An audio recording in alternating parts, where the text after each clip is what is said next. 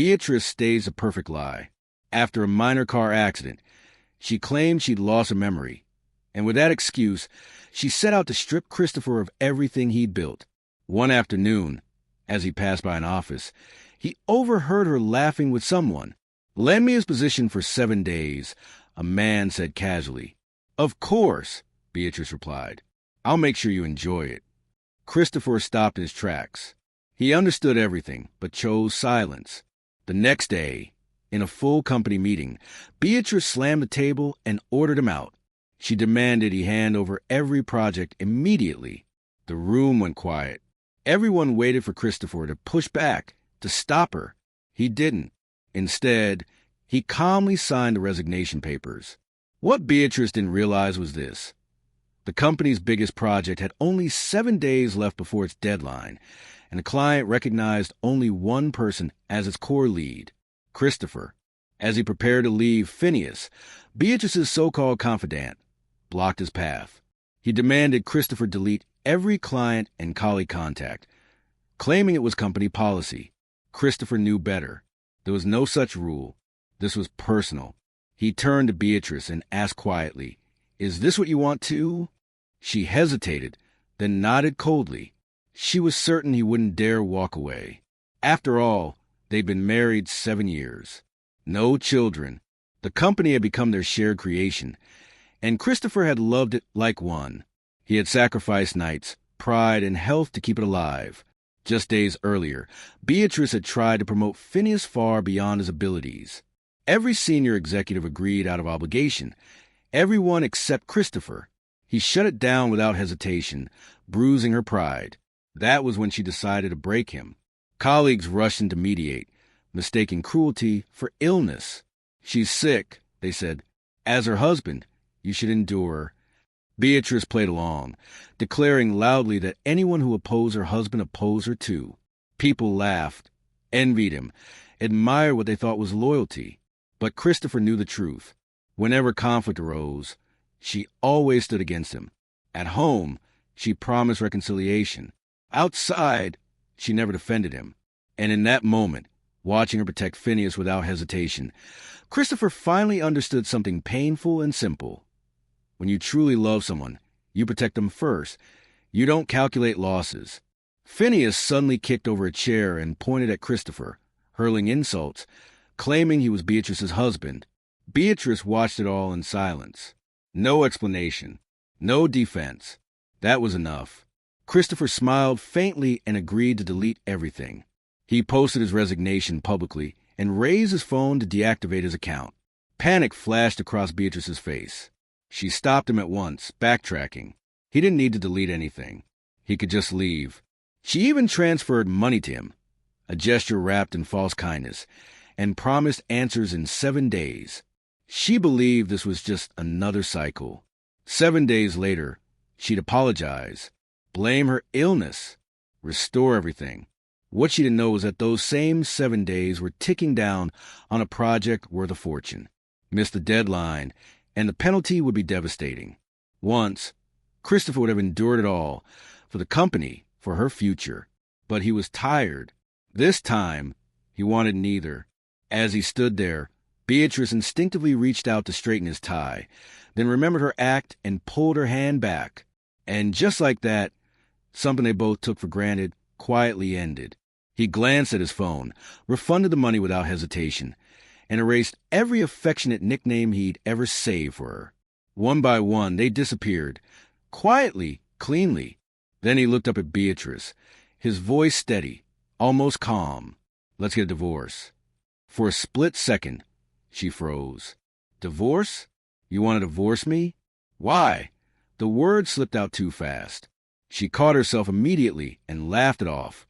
"Don't be ridiculous. How could I have ever married you?" Her acting was clumsy. He didn't bother correcting her. He was done arguing, done explaining. So he played along. "I tricked you into registering the marriage," he said lightly. "Now let's go undo it." Phineas burst out laughing, delighted. "Finally, let's go right now."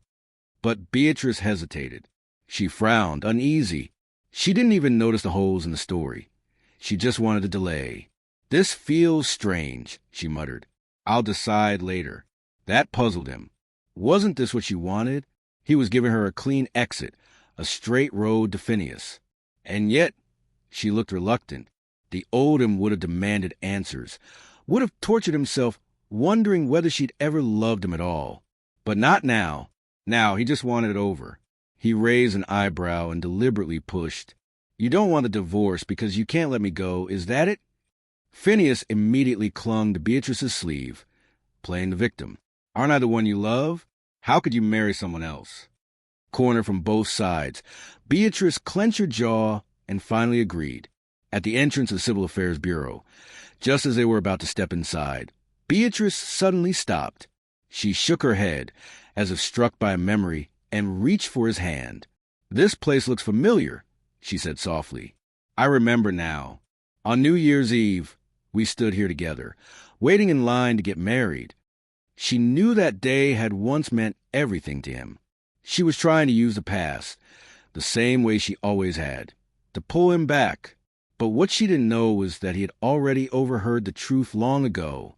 He remembered standing outside, listening to her voice as she spoke about their marriage with calm indifference.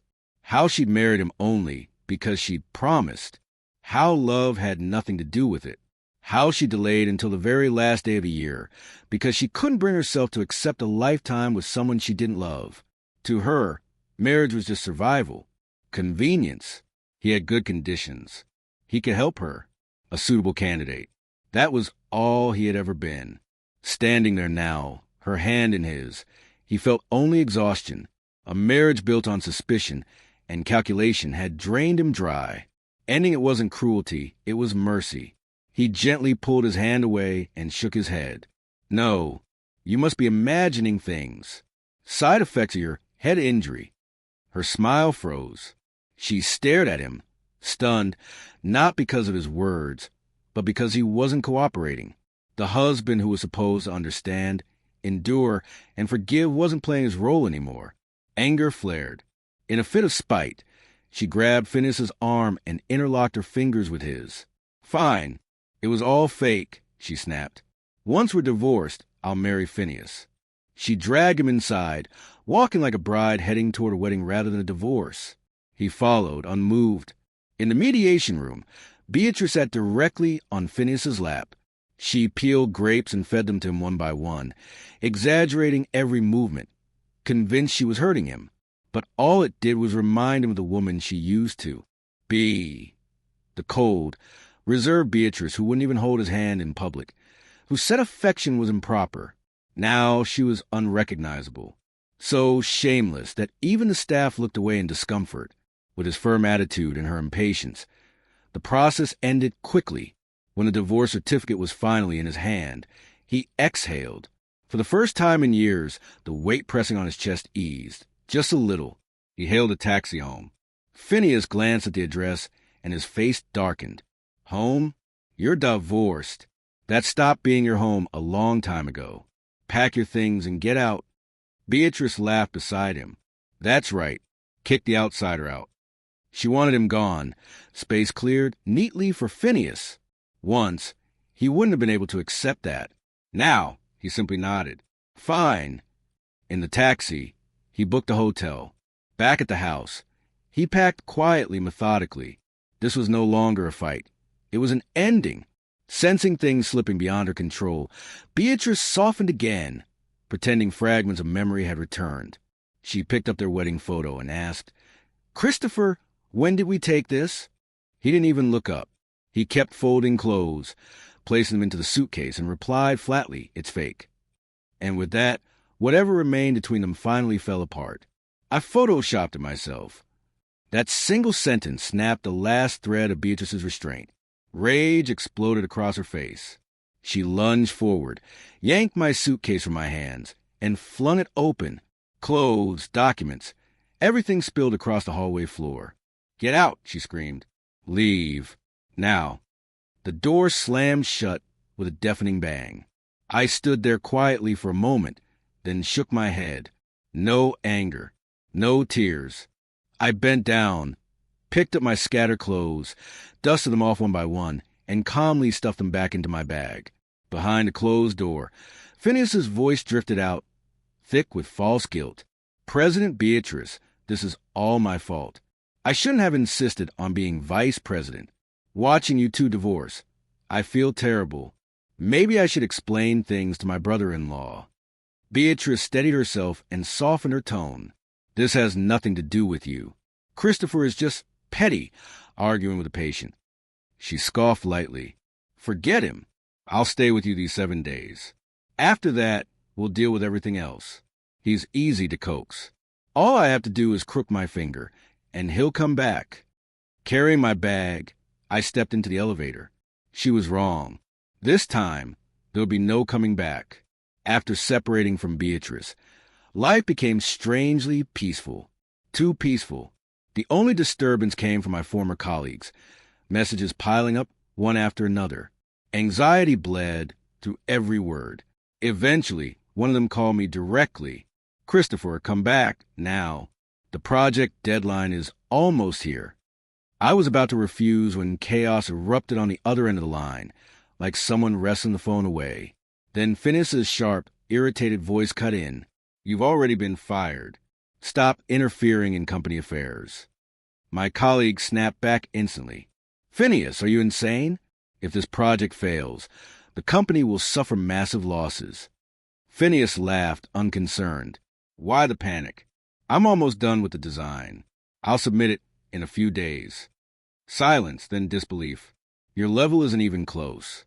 And the client specifically requested Christopher. You're deceiving them. Where's President Beatrice? I need to talk to her. Phineas's tone turned threatening. President Beatrice is still sick. If any of you dare stir trouble or gossip, don't blame me for firing everyone. The call ended abruptly. I didn't need to hear the rest to know how it would unfold. After what happened to me, none of them would dare resist. They would endure it, quietly, helplessly. I shook my head and let it go. I had already walked away. For the first time in years, I wasn't chained to the company. I met friends, took long meals, let days pass without urgency. Slowly, the weight I'd carried for so long began to fade. On the 7th day, I put on a suit and pinned a groom's boutonniere to my lapel. I was heading to a friend's wedding. As I entered the venue, I texted him. The boutonniere fell in the car, but I found it. I'm bringing it to you now. Just as I sent the message, a familiar voice echoed through the hall. Thank you all for coming to celebrate my wedding with Phineas. I turned around. Beatrice stood there in a wedding dress, her arm linked tightly with his.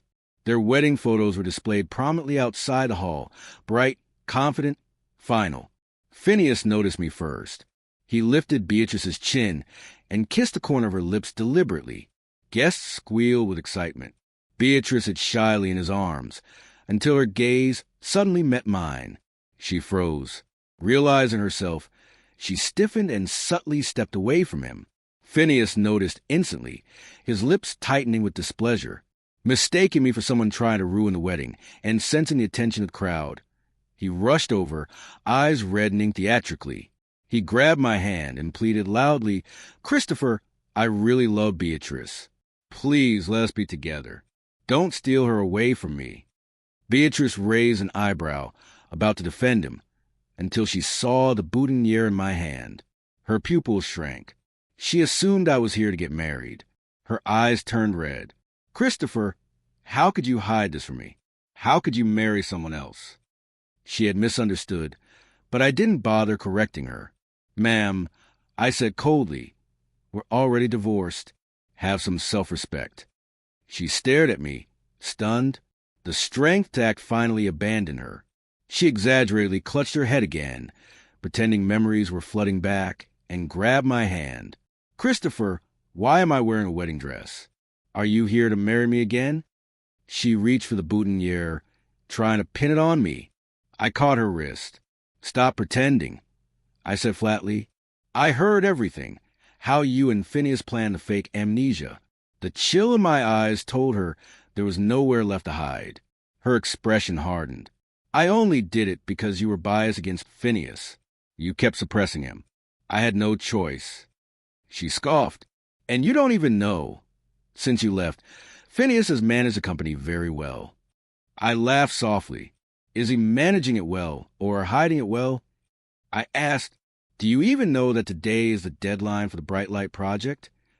Beatrice stiffened and whipped her head toward Phineas. He smiled calmly. Relax. I already handled it.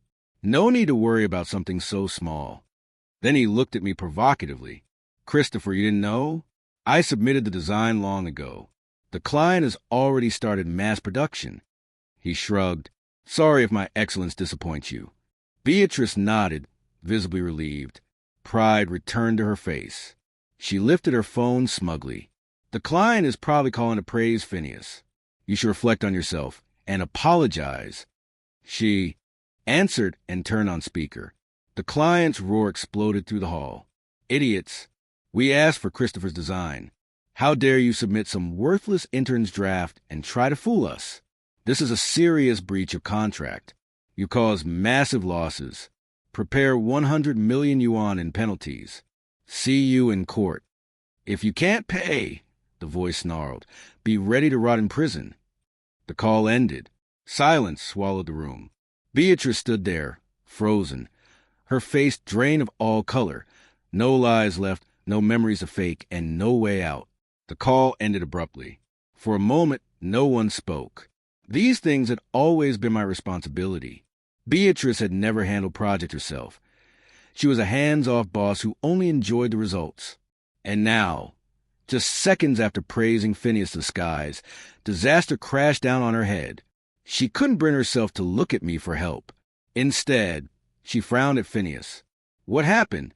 Didn't you say everything was already taken care of? Phineas's face darkened. Embarrassment quickly twisted into anger.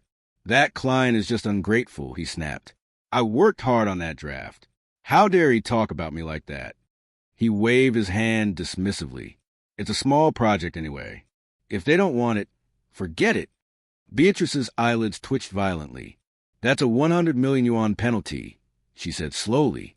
The company wasn't large. There was no way it could come up with that kind of money. Worse still, once news spread, their reputation in the industry would be destroyed. Future projects would be nearly impossible to secure. And yet, Phineas still looked unconcerned. So what? He shrugged. It's just 100 million. Pay it. He said it lightly, as if it were pocket change. Of course he didn't care. It wasn't his money. Beatrice would never punish him. He wouldn't lose a single thing. Even Beatrice couldn't tolerate that level of arrogance. Regret crept in, sharp and bitter. She had thought, it's only 7 days. How much damage could he do? She never imagined that decision would completely overturn her future. Phineas kept cursing the client, spewing insult after insult. Finally, Beatrice snapped. Enough, she barked. Didn't I tell you to be serious about company matters? Who gave you the authority to submit a draft on your own? She glared at him. You're just an intern. Phineas pouted, clearly offended. I'm the vice president. If I don't even have that authority, what's the point of the position? As he rambled on, listing projects he'd interfered with, something clicked inside me. Answers surfaced, ones I had searched for far too long. There had been a project I personally supervised. I'd checked the draft again and again before approving the submission. But when the client received it, everything was wrong. Beatrice had blamed me mercilessly, accusing me of negligence. Now I finally understood. Phineas had deleted the source file. Too afraid to admit his mistake, he submitted an unedited version instead. The client exploded. Beatrice wanted to fire an intern at random to calm them down. I refused. In the end, the responsibility fell on me. I accepted demotion, took a salary cut, bowed my head and apologized again and again until the client finally relented. I thought it was my failure as a manager. But the truth? Phineas had caused everything. And Beatrice had known. She had protected him, pushed all the blame onto me, and let me clean up the mess. Now, unaware that my heart had already changed, Beatrice scolded Phineas a few more times before sighing. Forget it. Everyone knows your abilities are limited. I don't expect much from you. Then she turned to me, her gaze suddenly gentle. Christopher, you're still the best. I know you can handle this. No matter how difficult the client is, you always solve it. This was my fault. Phineas can't compare to you. My husband is still the most capable. Once, those words would have softened me. Now they made my skin crawl. Before I could speak, Phineas grew jealous. Beatrice, I'm not that useless. For once, she didn't indulge him. Enough. Isn't this mess entirely your fault? She snapped. I made you vice president so you could show off a little. With skills like yours, you actually dare to interfere in real work? It was rare for her to take my side. And yet, I felt nothing. When she praised Phineas, it always came from the heart. When she praised me, it was always followed by a request. I used to treasure her sweet words.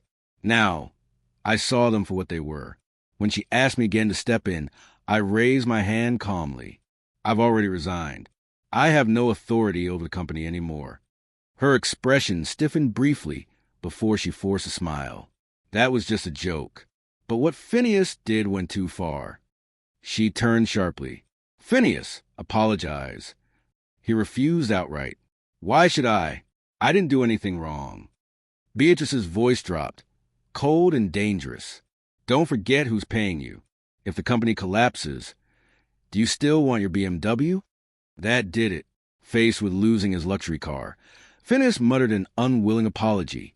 Sorry, is that enough? Beatrice had always been generous with him. She'd bought him a luxury car without hesitation. Yet when I'd saved up for a modest car just to commute, she'd nag me for half a year. We've only lived comfortably for a short time, and you already spent $100,000? What a waste, she'd said. Couldn't you just ride my old electric scooter? Standing there now, the contrast was painfully clear, and whatever lingering feelings I had left finally completely disappeared. Back then, when I was just starting my business, I rode that little electric scooter everywhere. Why can't you do the same? She used to say. I remember explaining it to her over and over, that I needed a decent image when meeting clients, that appearances mattered in negotiations. She never listened. Instead, she accused me of having money, but refusing to spend it on her. When the complaint became unbearable, I took her to buy a gold necklace. Only then did she finally quiet down. Looking back now, the contrast was almost cruel. Who she truly cherished and who she merely tolerated. It had never been unclear. I had just refused to see it. All this time, I'd been living in the dark, only piecing everything together now. I shook my head, unwilling to dwell on it any longer. But Beatrice misunderstood my silence. She thought it meant forgiveness. Just as she reached out to pull me along, my friend hurried over, anxious. Christopher, I asked you to grab the boutonniere. Why are you taking so long? You're going to delay the ceremony. Beatrice suddenly laughed, visibly relieved. So you're not marrying someone else, she said lightly. Why didn't you tell me? I get it. You wanted to make me jealous on purpose. She waved it off. All right, enough fooling around. Let's deal with the company first. I handed the boutonniere to my friend and shook Beatrice's hand away. I'm here for a wedding, I said calmly. The mess you two created. Solve it yourselves. Her chin lifted in irritation. Is your friend's wedding more important than the company? Phineas and I already apologized. How long are you going to keep causing trouble? She sounded righteous, reasonable, almost noble.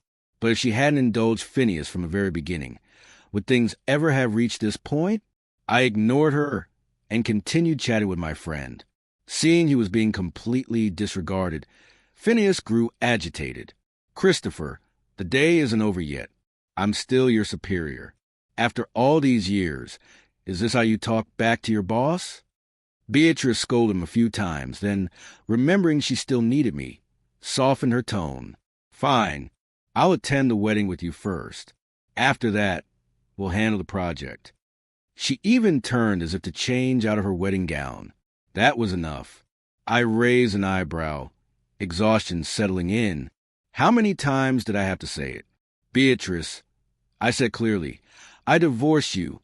I resigned. From now on, whatever happens between you and the company, don't involve me. The surrounding gazes fell on her all at once, making her visibly uncomfortable. She forced an awkward smile. It was just a joke. Why are you taking it so seriously? I laughed softly. You moved Phineas into the house. Was that a joke, too? Guilt flashed across her face. It was just acting, she insisted, elbowing Phineas. He immediately played along. Right, just acting. If brother-in-law can't stand me, I'll move out right now. He shot me a provocative look. These past few days, he'd been living in my former home, deliberately sending me videos. Beatrice cooking for him, preparing different breakfasts every morning. She'd even blocked my main account and posted a photo online. Cooking for the one I love most makes me happy. Right, it had never been me. All the cooking, the cleaning, the quiet, unseen work had always been mine. She had never lifted a finger. I shook my head. No need. He's your husband now. It's only natural he lives there. Phineas sneered. I'm already being humble. Why are you acting so arrogant? You were husband and wife for years. How can you not trust President Beatrice? I replied calmly, don't say that. I never had a wife who pretended to have amnesia and brought another man home. I want to end this peacefully. Beatrice looked at me, disappointment filling her eyes, tears glimmering faintly. Christopher, you weren't like this before. She still didn't understand. Before, I endured everything because I loved her. Now I didn't. I walked toward the banquet hall with my friend and stopped paying them any attention. At the wedding, I helped my friend handle one thing after another. He didn't ask about what had happened earlier. Only after everything finally settled did I check my phone. That was when I saw it. The news about the failed project had already spread through the industry. Beatrice could no longer sit still. On one side, she scrambled to appease the furious client. On the other, she faced enraged shareholders. For the first time, she was the one running around in panic. She messaged me again and again, asking for help. I refused every single time. Finally, she snapped, Christopher, I'm giving you face by asking for help. Don't be ungrateful. I deleted the chat and blocked her. The situation spiraled, spreading far beyond what anyone expected. For days, her name dominated the headlines. The company's stock price plummeted. At last, not only Beatrice, but even the shareholders couldn't hold on anymore. In the lobby of my hotel, Beatrice appeared, gift in hand, dragging along the company's core members to persuade me. One colleague pulled me aside, trying to reason with me. Christopher, couples fight all the time. Beatrice knows she was wrong. Just forgive her. The company is in crisis. It really needs you. Another added, don't really want to watch the company you built with your own hands collapse, do you? Seeing familiar faces begging me, I asked quietly, do you all know that Beatrice's amnesia was fake? Silence. No shock. No denial. Only regret. I leaned against the table and laughed softly. So it wasn't just Beatrice. The colleagues I had trusted for years, the people I had fought alongside, they had all helped her hide the truth. And in that moment, I finally understood. What I had lost wasn't just a marriage. It was an entire world built on betrayal. These people never moved without profit in sight. If the company hadn't been on the brink of collapse, none of them would have shown up begging at my door. One by one, they took turns making excuses for Beatrice, polishing her image, trying to sell me sympathy. Even Beatrice herself lowered her head, softening her voice, coaxing me like she used to. I pushed the gift she brought as far away from me as possible. You're all so capable, I said calmly. Then solve it yourselves. When she finally realized I wasn't going to budge, Beatrice dropped a smile. The warmth vanished from her eyes. Christopher, she snapped, what good does it do you to bring the company down? I almost laughed. I wasn't destroying anything. I was simply refusing to clean up their mess. Yet somehow, she still found a way to pin everything on me. I shook my head. Beatrice, even if the company survives, it has nothing to do with me. I'd always earned a fixed salary. My bonuses were tightly controlled. She said since I was her husband, I shouldn't waste company money. Instead, she'd cook me a meal at home and call it my reward. Meanwhile, Phineas did nothing, and she found endless reasons to give him bonuses. She frowned, telling me not to be stubborn. She still believed I couldn't let go of the company I'd built with my own hands. But I wasn't that hot-headed young man anymore. I pulled my suitcase closer and handed her a document. "I've accepted another company's offer," I said quietly. "Once my visa's approved, I'm leaving. Let it go." After resigning, I'd received an invitation from a firm that had tried to recruit me for years. Back then, I'd refused. I thought my home was here. I couldn't abandon everything. But now my home was gone, and the career I'd poured my life into had already been wiped clean. So this time I didn't hesitate. The room froze. Beatrice stared at the offer letter in disbelief. "Christopher, you're just trying to scare me, right?" She laughed nervously. "Didn't you say you'd never leave me for the rest of your life?" Why cling to my promise when she'd never kept hers? When they finally realized I couldn't be persuaded, disappointment washed over their faces. I stood up, ready to leave. That was when Phineas suddenly rushed forward and punched me. Instinct kicked in. I blocked and struck back. Chaos erupted. People scrambled to pull us apart. Phineas's eyes were bloodshot as he screamed, "You're trash. Do you know what you've done?